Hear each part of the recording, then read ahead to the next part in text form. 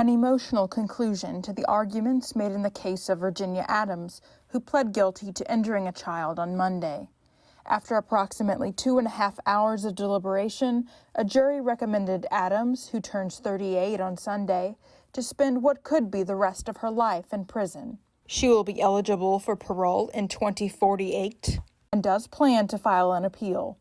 Representing Virginia for the past 2.5 years, we put our best foot forward and we hoped for a lower number, obviously.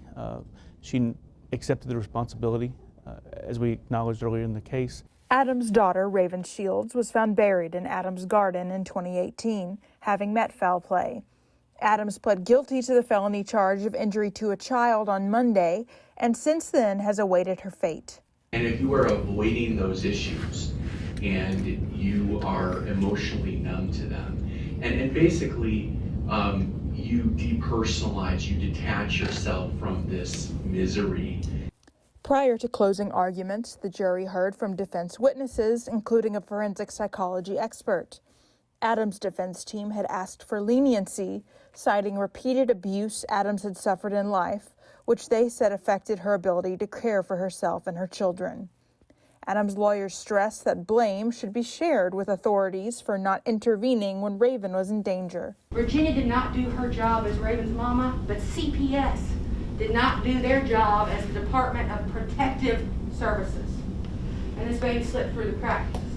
The prosecution asserted that even if Adams' partner had been the one to kill Raven, Adams could have called for assistance. They also noted Adams had been repeatedly dishonest with police throughout the initial search for Raven's whereabouts.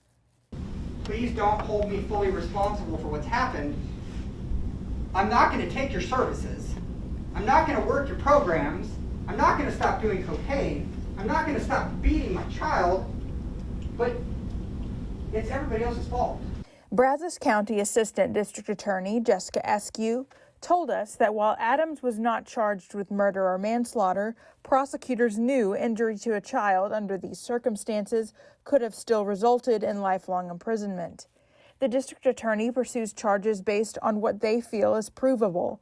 Additionally, manslaughter could only result in a maximum 20-year sentence. In Bryan, Rebecca Fiedler, KRHD News.